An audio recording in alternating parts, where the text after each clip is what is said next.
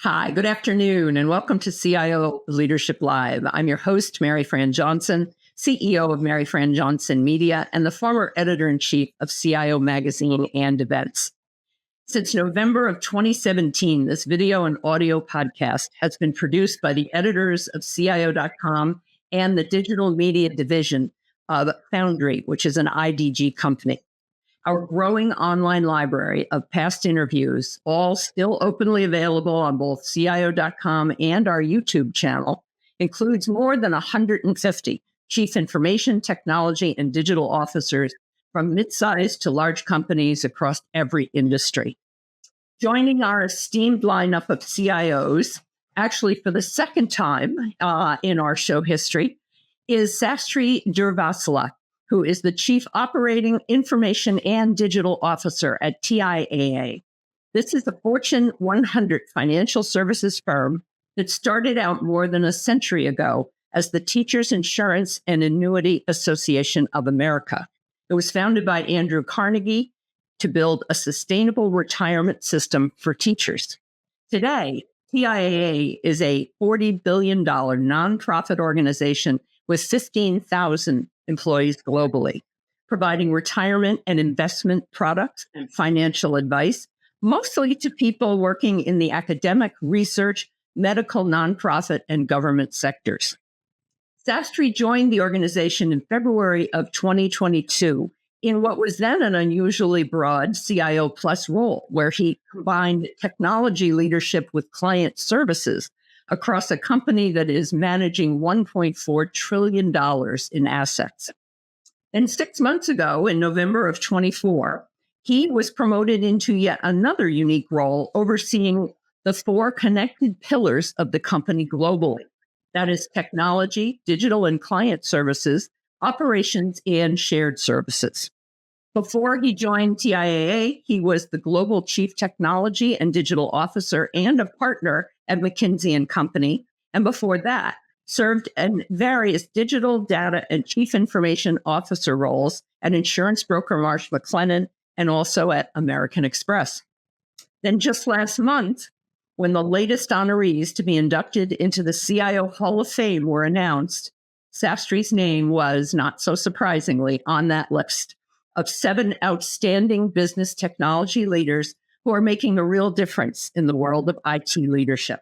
Sastry, welcome and congratulations on your latest honor. Thank you. Thank you so much, Mary Fran. It's always a pleasure to be on your show, and I appreciate your very kind introduction. Thank you. Well, you're absolutely welcome. And there's not that many CIOs that have made 2 appearances on the show over these years, so it's great to have you back. Let's start out talking about what has changed for you in this unusual compounded role of COO and CIO and digital chief. Talk about how the role came to be and what your marching orders were from your CEO. Yeah, as you said, I joined in 2022, in fact, on Valentine's Day of 2022. Romantic. Yes, with lots of love for TIA. And, this is, as I discussed in our last episode, I've only worked for 100-year-old companies most of my career. So, so I love the culture aspects.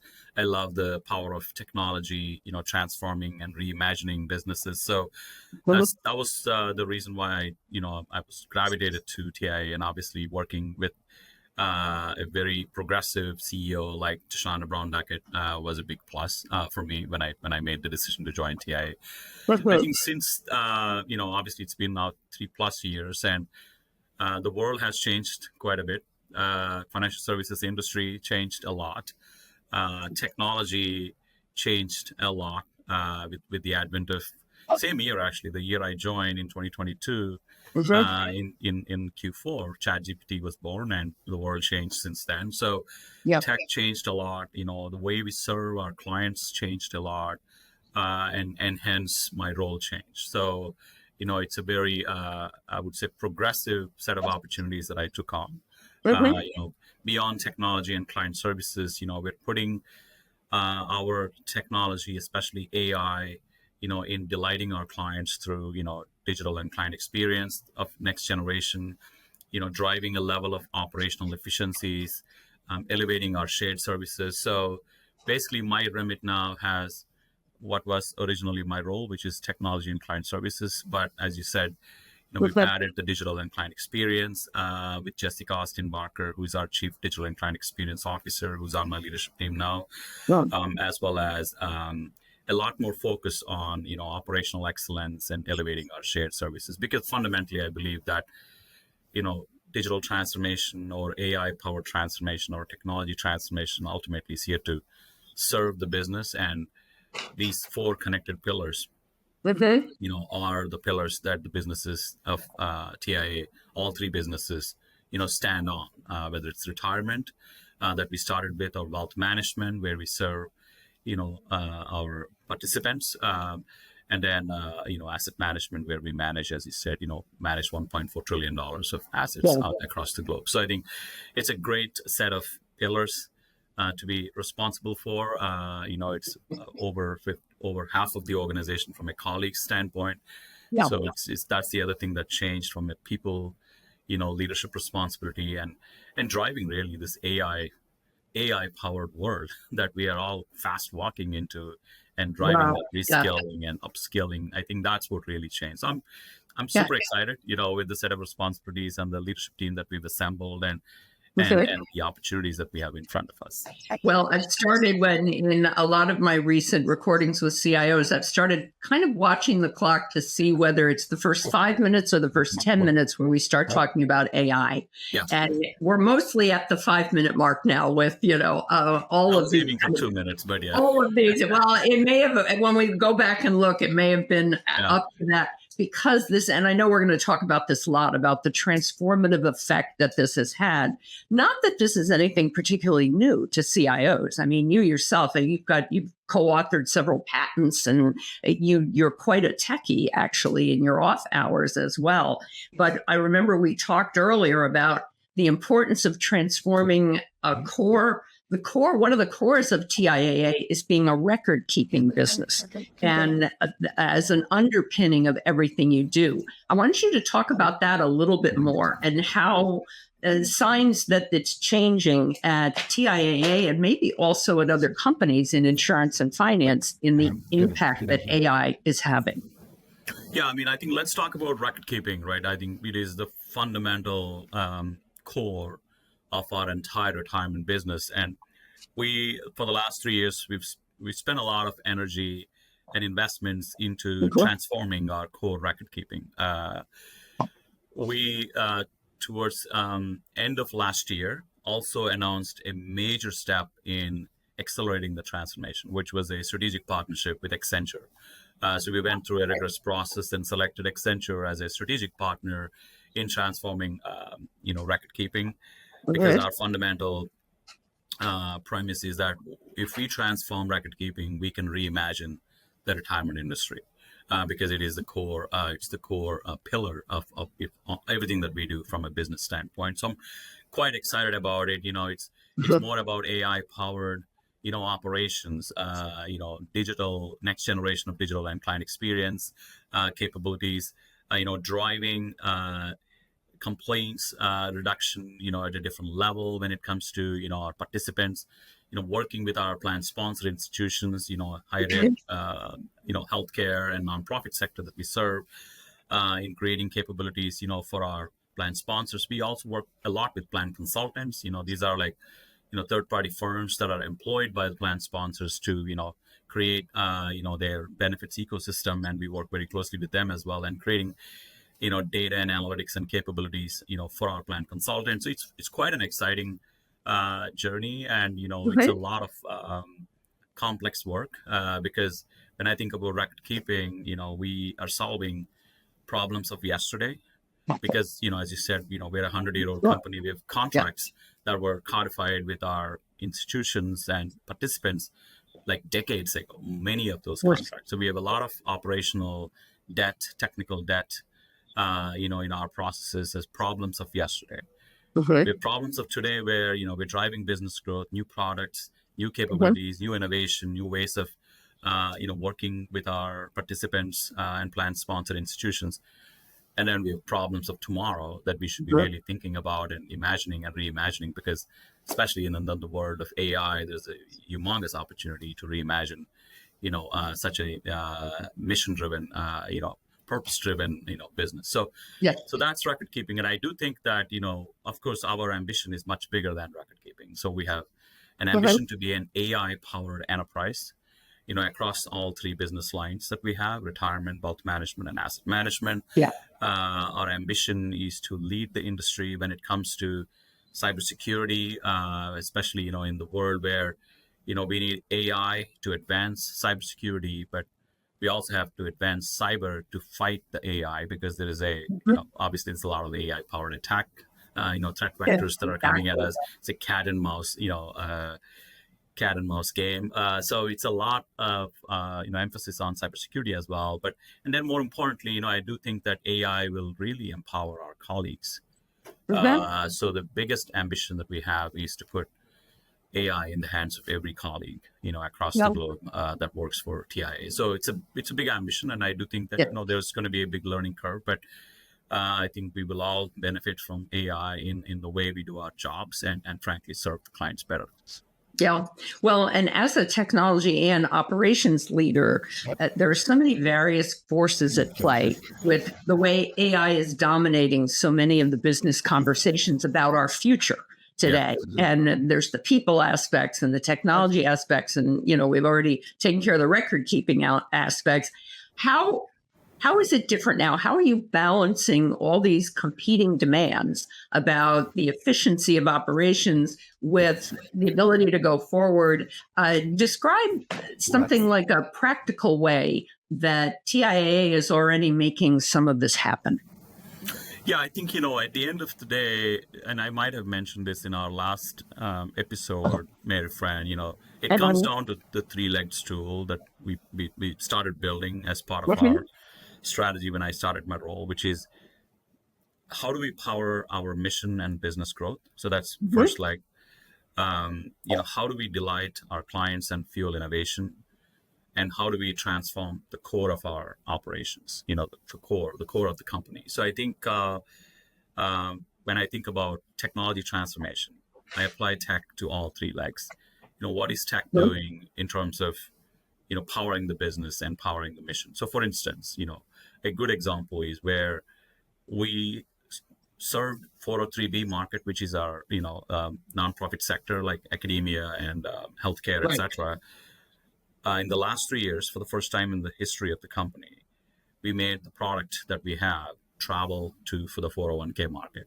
So we've expanded our reach of the product now, and we've just done with the IRAs recently. So there is a level of travel of our product now, powered by technology, and we have a patent pending capability called a TIA Gateway, which is the gateway for our product to travel to other record keepers. So it's not just our record keeping that we do, which we just talked about, but we're making our product be available in other record keepers. So that's a great example of like technology, driving that transformation to enable the business. So that's one. In terms of, and I'll pick on AI as another example where I think about delighting, our clients and fueling innovation. So we're employing AI in our asset management business, which is where we manage trillion plus, obviously 1.4 trillion. There's a lot of research that happens. There is a lot of analytics that happen. So we created this research buddy, AI agent essentially that works with our colleagues that are extensively involved in these activities to make those decisions, to work with institutions, to create this impact. That's a great example of kind of AI powering the second leg of our transformation. Okay. And then we have, core of operations and then transforming that. So I'll maybe pick on digital transformation that we've been doing and data transformation. I think this is where we really see digital and data kind of coming together to change the way we serve our clients, through operations, because we still have, a lot of manual processes as a 100-year-old company. And, we're in the retirement industry. We are not on the bleeding edge of technology adoption, obviously, let alone cutting edge. So we are trying to digitize as many workflows as possible, create capabilities for our colleagues and clients through straight through processing capabilities, as we think about the complex workflows that we have to solve for. So I think, that's kind of how I think about the world, of impact. So we have three primary objectives, and anything we do, tech, AI, data, digital, you name it, it has to intersect one of those three legs, if not all three legs, as they say in rock climbing. Yeah. Exactly. And all of it has to be done securely and with a lot of attention to privacy and that sort of thing. That's almost a given with insurance companies and banks. I found we're talking about different technologies that are powering the future, but they are the same kind of emotion that you want to make sure people feel safe and protected and that sort of thing. You mentioned in passing the TIAA Gateway. And I believe that is what you're in the Hall of Fame this year, but your team also won. That's right. We just won the CIO 100 Award. 100 Innovation Award. So it's very innovative. Big shout out to our teams. Exactly. It's the first time our product is traveling successfully to many record keepers. In fact, we announced a strategic partnership, in this space with Empower. Empower is another big. So we are actually making our product available. So it's quite innovative in the in the world where companies have to work together to really scale the impact. We have. I always go back to mission, because we have millions of Americans that are underserved from a retirement perspective, right? So 40% of American households don't have enough to retire. So that's the problem we're trying to solve. So if you think about it, tech changes, AI comes in. This next generation of technology will come, but ultimately, that the mission is what really drives, and it's a very powerful mission to think about. How do you enable people to? And there is the longevity, issue, which is actually a positive thing. The longevity is increasing, so we want to have people who retire to enjoy the lifetime income for much longer. And stay healthy and get that lifetime income paycheck from TIA. So it's quite fulfilling to even just think about the mission as you think about what you do. Yeah.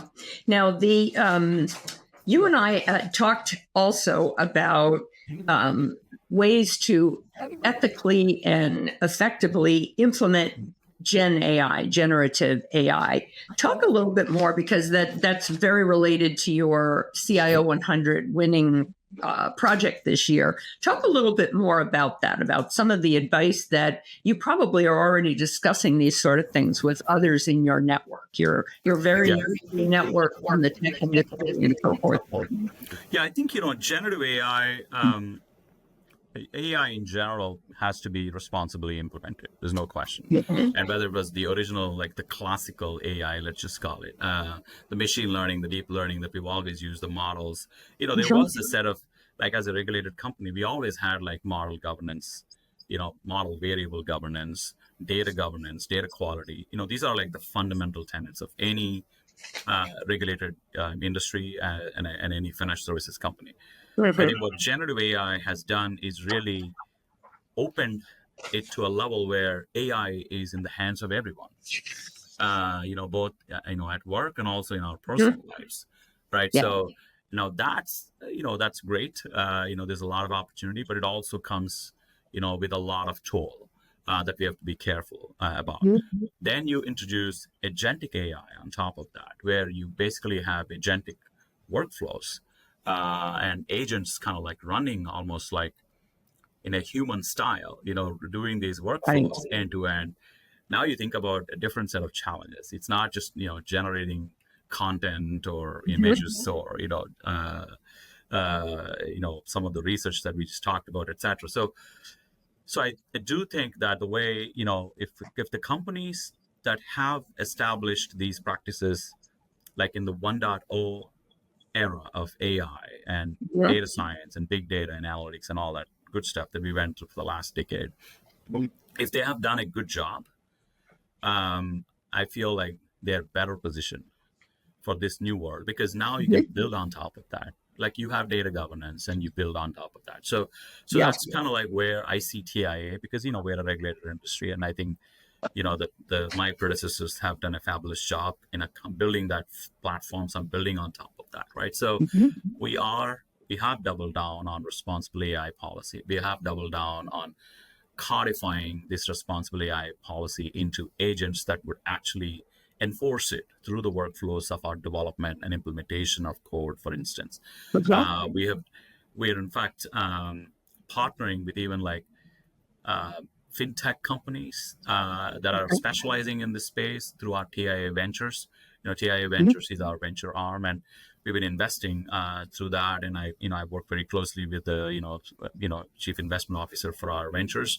And in fact, one of the firms that we invested in is called Norm.ai, that specializes in the whole regulatory and governance and legal landscape. And it's a strategic investment. So we're exploring how we would kind of put that chip in the chassis of serving our clients. So I think responsible AI, ethics, and privacy is definitely, for us, it's in the forefront of how we use our capabilities to protect from biases, from hallucinations, from decisions that could But I also feel that you have the big opportunity, which we do, by the way, use AI to help people protect from fraudsters. There is obviously a lot of deep fakes and fraud that's happening on one side, but we also fundamentally believe that we could use AI to combat some of those scammers as well. So it's a very fascinating landscape to think about, all the way from regulations to privacy to ethics to how we deploy and how we use to actually fight all the bad actors in the world. It's like a very it's a big ecosystem that's changing fast on us. Well, and the more that the people, your employees, the more the people outside the company hear about these different ways that AI is boosting productivity, helping with research, doing that sort of thing, that I'm wondering how much that combats the fear factor that a lot of just ordinary folks that work for like maybe clerical staff and that sort of thing. Everybody has this kind of, in the general world, there's this almost knee-jerk reaction that like, oh, well, AI is going to take my job. So, and I know that originally most companies start playing around with AI technologies in a center of excellence model. But as we talked about this, you explained that TIAA has moved beyond that. I mean, you've mentioned being an AI-powered organization. Talk about how that's being done internally, about how you have it's an AI governance. It's more than governance and a committee thing. You have a whole different approach. Yeah. So our ambition is to be an AI first enterprise. Okay. Which means that all colleagues have some level of AI powered capabilities. Good. And I have this hypothesis, thanks to my consulting background, that I have an 80-20 rule. My belief is 80% of the jobs in the world will be impacted by AI, at least 20%. Any jobs, your job, my job, all jobs in the world. You're good. And that 20% of the jobs will be impacted as much as 80%. So there are definitely roles that will be significantly impacted, with AI, especially with agentic AI and a combination of, generative capabilities and agentic AI. So I think there's that. So you could take a very, dystopian view that machines are here, they're taking over, or you could take a utopian view that, hey, we're going to get better in cancer research. We're going to get better in eradicating some of the diseases. We are going to get better in making companies faster and cheaper. We're going to get better in scaling the opportunity for small enterprises that don't have the ability to employ a lot of people, but they do have the ability to employ a lot of digital agents to create a bigger impact in the world. I think there's so if I look at our own firm, I fundamentally believe that, there's definitely, like every other change, we have a third that are going to be on the utopian side of the house. Yeah. We're going to have a third that are on the dystopian side of the house. And there's a third that are going to be like, that are going to be watching the tennis match saying, hey, let's see. Where should I put my bet? Yeah. Right. But to become an AI first enterprise, you're going to have to get all three, to be AI powered. So the approach we're taking, it's a great complex cultural transformation challenge, which is what really makes it exciting. It's like talk about a 100-year-old company set of challenges. This is a beautiful challenge to work with, right? So we do have the catalysts that are like enrolled into our what we call internally the guild network, and we have an AI guild that is open for anybody in the company.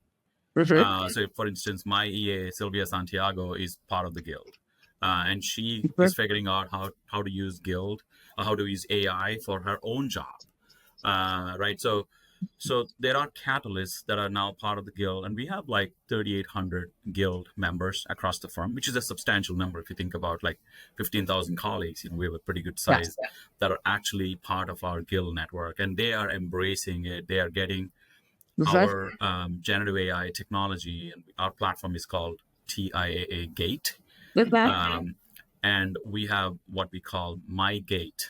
So this is the digital agent for every colleague. So we're deploying MyGate for every colleague as we speak. So we have been beta testing with close to 350 colleagues. That has gone very successfully. So by summer, we'll probably hit 5,000 colleagues that will have MyGate. And by end of this year, my goal is to increase it at least by 2,000 to 3,000 more. So now we're going to have colleagues with access to Guild for learning and reskilling and upskilling.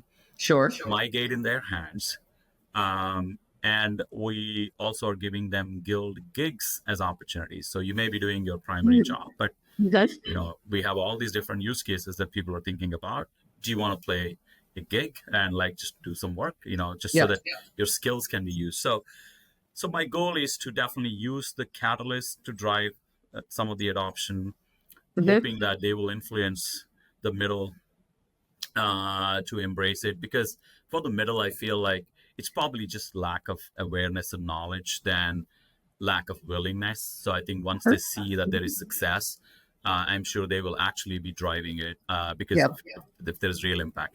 The third of, let's just say, naysayers, I do think that they'll turn it on. I mean, if you look at the history of technology transformation, we said the same thing.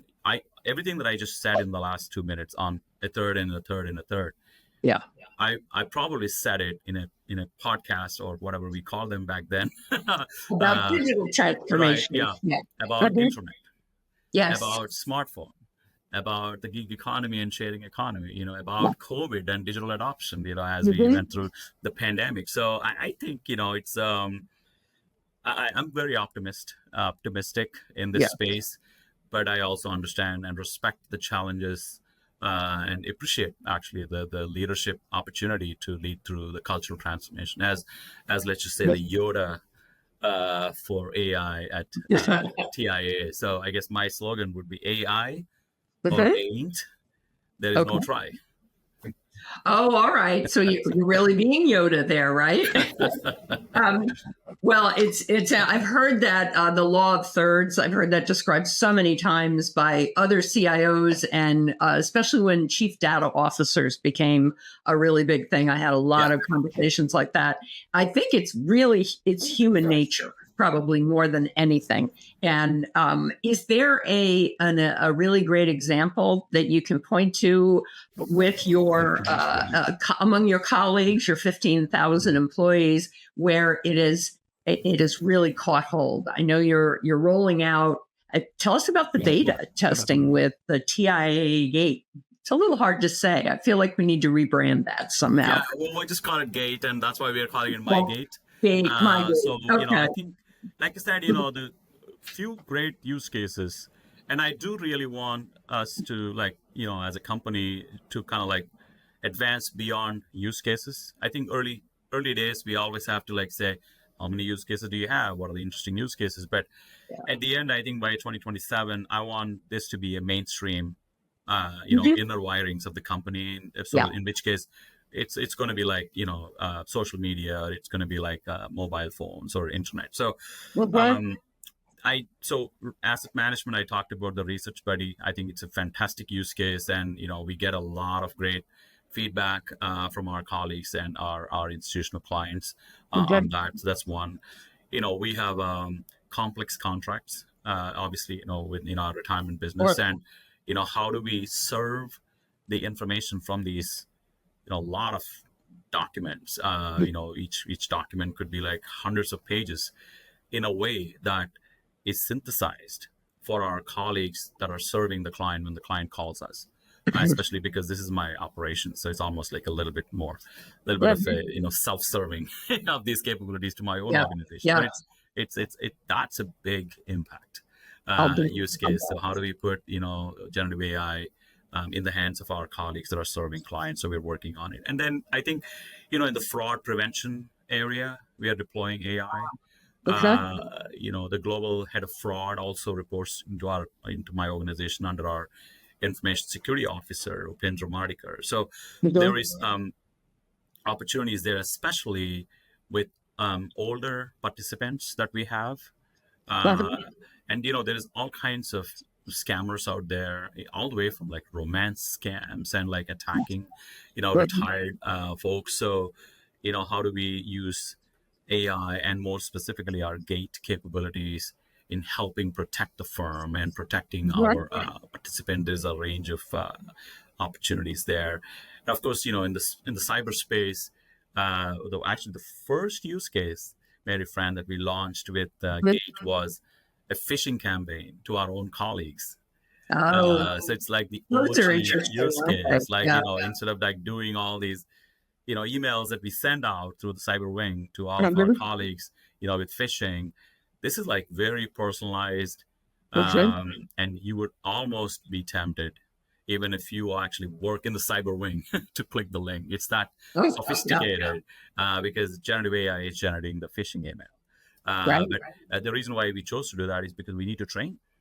We need to train our colleagues, because that's what the bad actors are going to use on us, right? So I feel like financial services industry has so many opportunities. Of course, it's also a lot of, as we talked about, the privacy and ethics and compliance and regulations. We have to be really respectful to that space as well, because in fact, Swati Singh, the head of our AI and data on my leadership team, just talked about governance recently. And I was saying, to the dark side, speed without discipline leads, because that's what's going to happen. If we don't have the discipline, and if you're running just speed, because there is so much sizzle in this space, I think we will, as an industry, run into all kinds of problems. So we are very respectful to that aspect of it. Yeah. Well, and one of the things I looked at as I was reading some of your past interviews and quotes you've made before, this is one of those situations where there's a line in, I think, a Rolling Stones song, "I'd stand accused of the things I've said." This is not an accusation so much as you have said about companies with long histories. You have a real predilection for working with long 100-year-old companies, and you mentioned that a lot. And the companies with these long histories present complex challenges for technologists especially, but they also provide unique ways to streamline and reinvent businesses. I guess I wanted you to talk a little bit to the idea that it can be fun and exciting to work for 100-year-old, what sounds like it might be a boring insurance company, versus going and working for, technology startups and leaders, because that's a big part of attracting talent to come and work at TIAA, I would imagine. Yeah, when I think about TIAA, the biggest factor that attracts talent to come work for us, because we have a very robust intern program. Obviously, we work with our clients are in higher ed, so we have a lot of great pipes that we've built over time, to get talent, to rotate talent early on and give them the opportunities. But the biggest factor is the mission itself. I think, and I know it sounds a little bit cliche to say that, but if you think about the Fortune 100 companies, there's not a lot that you could point out and say that are truly mission driven. We're so mission driven that all money we make, we're, barring expenses to run the business, we give it back to the participants. Yeah. Right? So, they tend to mostly be profit driven. The value is returned back to the participants, right? So that's that's one. I think it's just, you can, estimate it enough, I would say, from that point. But from a technologist and AI point of view, there are so many interesting challenges, right? Like, for instance, just look at the population of participants that we serve. We have the millennials and like Gen Zs, coming into workforce that are saving for retirement and speaking the Gen Z speak. I have a couple of boys at home, that speak all these Gen Z words. So I'm picking up on that. All the way to we have participants that are 100+ year old and getting the lifetime income paycheck, and every generation in between. So we're talking about, working on technology solutions, working on AI solutions, working on digital solutions for the entire population generation spectrum of the United States, if you just think about the magnitude. Yeah. And that's a very unique challenge. So, for instance, I may be working on a great AI, chat bot that will be used by, the younger participant, just like that, because they don't want to call, they don't want to text, they just want to talk to somebody. Right. Yeah. But then, if you're retired and, you are relying on the lifetime income paycheck and you have to make a financial decision, most likely, those participants don't even want to do a device at that point. They're like, I'm done with my devices, or I don't want to touch the device. I want to talk to somebody like live like this. And, so then the question is, how do you empower the advisors, the financial consultants that we have to help these, retired participants with the same digital and AI technology, but, designed and experienced in a very different way.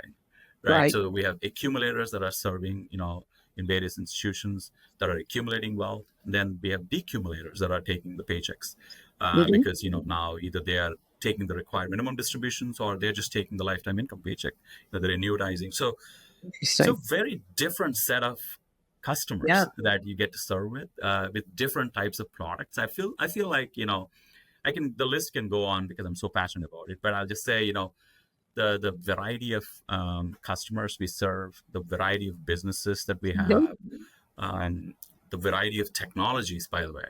I mean, if you're a very contemporary tech company and like, let's say somebody just graduated from a good school, tech school, and goes to this contemporary company, they get to work on contemporary technology. Well, guess what? In a large, complex, 100-year-old company, you still get to experience the mainframe.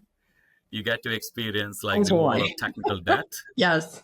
You get to experience transformation to the cloud. You get to work with AI, and you get to work with different types of customers. So I feel like that is the magic of, frankly, working for a large, iconic company, and also experiencing the culture of 100 years, right? Because it's a very different, rich set of attributes that one would learn even from a leadership perspective. Like if somebody has an ambition to be the CIO or business CEO or CFO, these are the schools that I would highly recommend, for the audience here. They're like, if you're just graduating and you're watching this video, one thing I'll tell you is come to these schools, because this is the best school to go to from a professional growth point of view. And I'm speaking a little bit like Yoda, but I'm just like, it's an important attribute, from a leadership perspective. I can't emphasize enough the leadership opportunities that these companies provide. And so when you're saying come to these schools, you're saying be schooled at these 100-year-old companies that have CIOs, probably a lot of them at this point, are performing like you multiple roles, because the role itself we wrote about that endlessly when I was editor-in-chief at the magazine, at CIO Magazine, about the business strategic role of CIOs. It's now old-fashioned to talk about that, because any company that's doing well in the world generally has a CIO who is also very strategically involved in the business. That's when we talked back in 22, you had only just started a partnership with Google for call center AI, and that was just launching. Bring us up to date on what's happened with that. Yeah, we've launched a series of AI partnerships. Obviously, it started with Google before ChatGPT came to limelight. So we have continued that partnership, and we saw almost actually more than a third of the call volumes decreasing because our participants are able to use the Google AI services that we've deployed in our call center.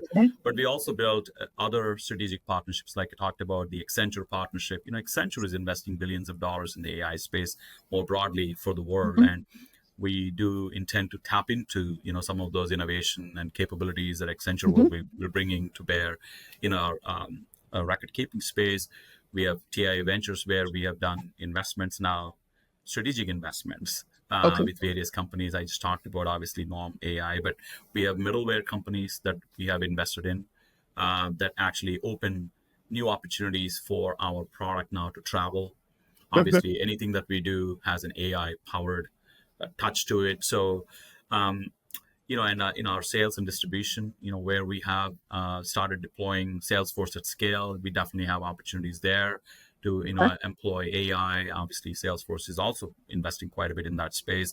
Our desktop, work we do with Microsoft. I think if you think about the companies, and these are like companies that every financial services institution works with, I do think that there is a range of opportunities, in putting AI in the hands of our colleagues. So I think the short answer is the Google AI partnership, has been going really good.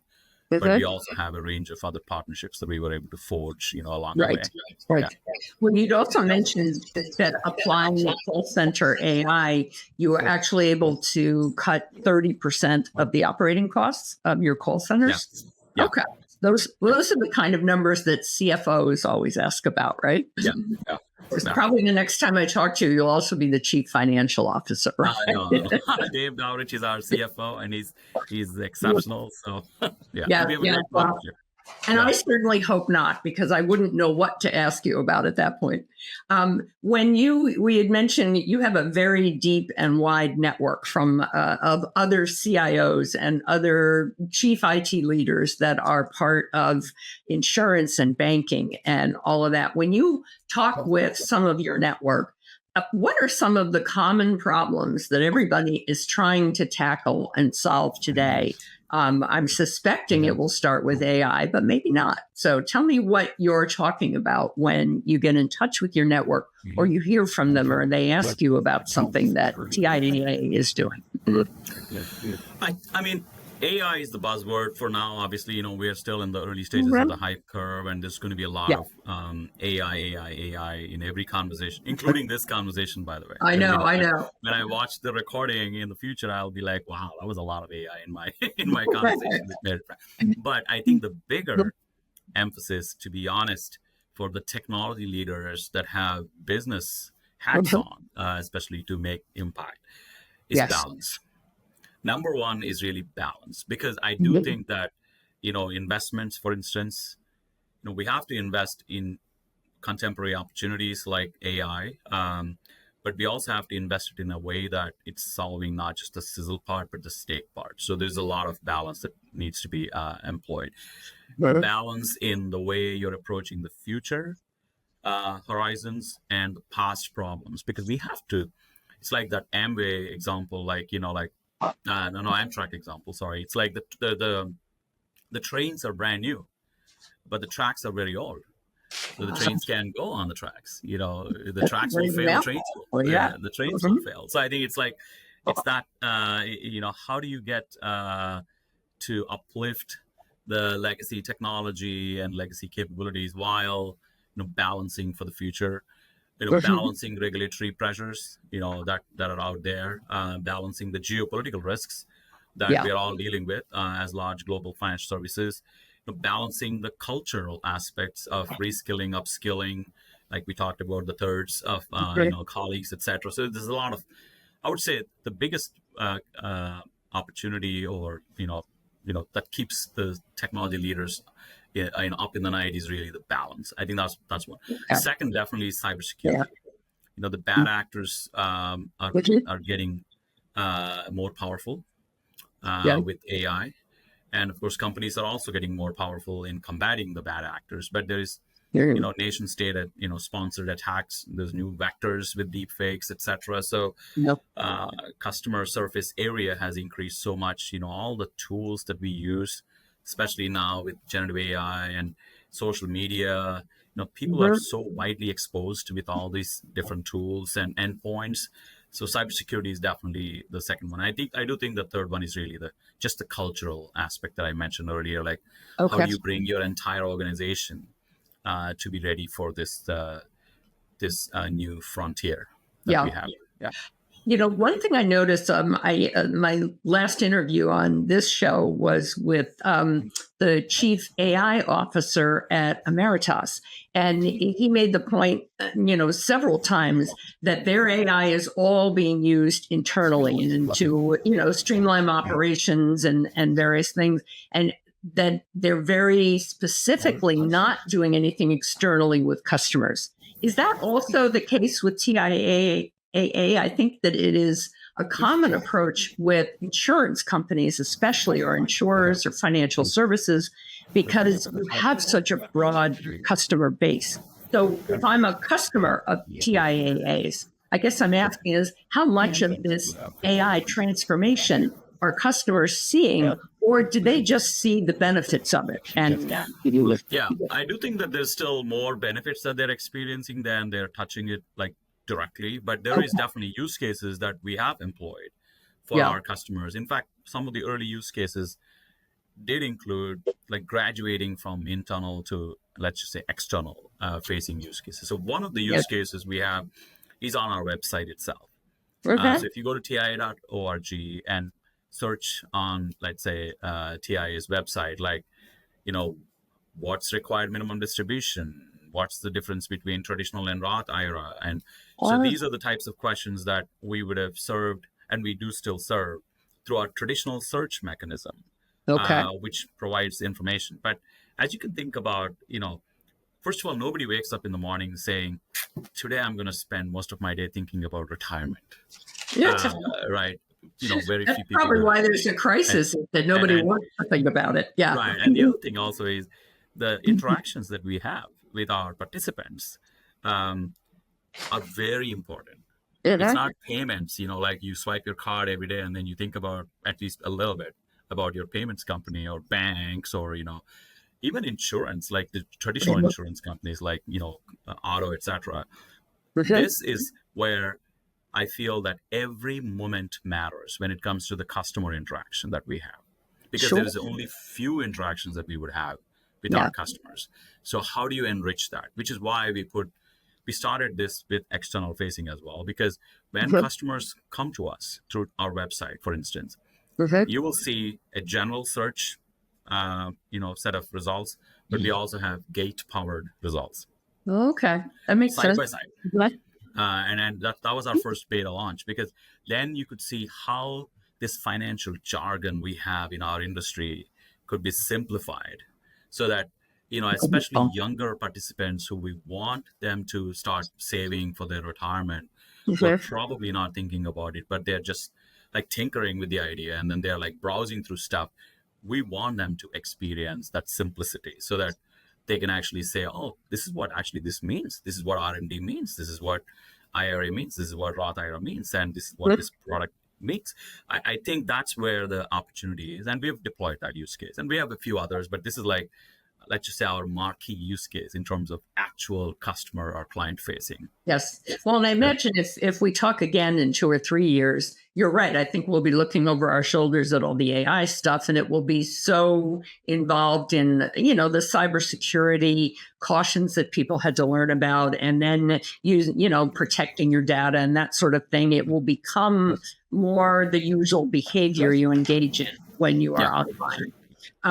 Now, I want to wrap up with a question I always ask, and the answers are so different. It's really fascinating. And I asked you this too, to think about what you've learned or how your own leadership style has changed over these 3 years with TIAA. And you had a wonderful response to that it was not so much style that you think about, but stamina. So And is that because you have a multiple C-level position that you just need more stamina, or is style something that changes for a leader over time? I think it's a great question, by the way, and it comes up in a lot of my mentoring conversations, both with my mentees and my mentors. Definitely leadership style is important, and I do think that everybody has a very unique set of atomic properties, in their way, in their leadership ways. And I always talk about the 3 L's. Learning, especially in a technology, specific role or technology powered role. There's nothing that's more important than learning in my mind, because it just keeps changing on you, and we have to be like ready to learn and continue to learn and unlearn and relearn and all that good stuff. So I think learning is one. Second is listening. I do think that it's the most underrated aspect of communication. So I do think there's a lot of cues out there in the world that if we take a pause and listen, I think there's a lot of good, important information that comes from our customers, from our clients, from our colleagues, etc. I think listening is, and then leading with authenticity. This is my other third leg of my 3 L's. Like, be who you are. Like, you be you. I think it's an important aspect.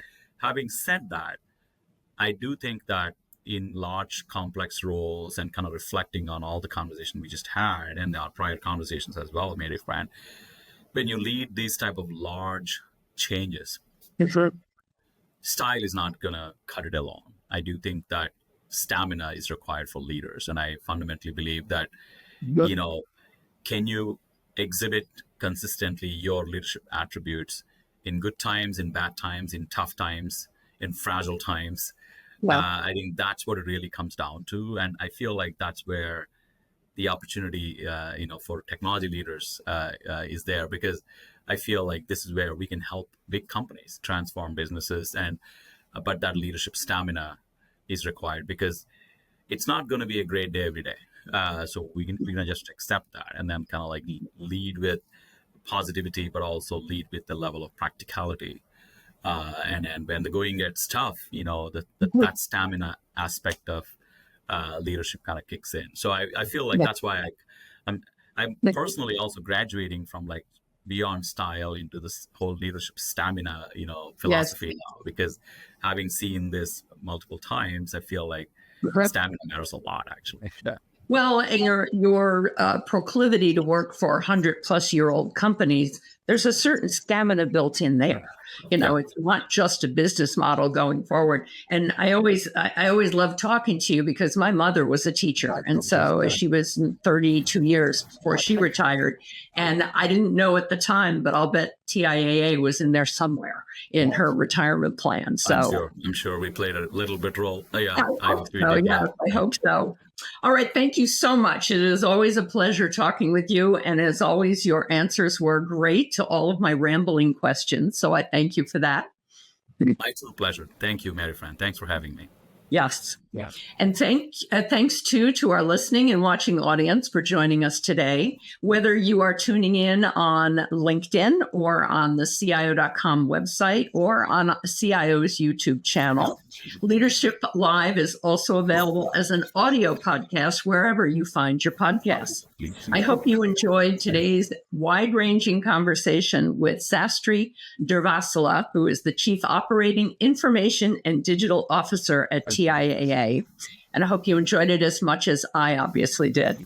To be sure you don't miss any of our upcoming shows, please take a moment to subscribe to our YouTube channel, where you can find more than 150 previous episodes of CIO Leadership Live, along with several new international editions that have been spinning out of the podcast. And those feature CIOs from all over the world, from Canada, India, the Middle East, New Zealand, and Australia. So dive in, and thanks so much again for joining us, and we'll see you here next time.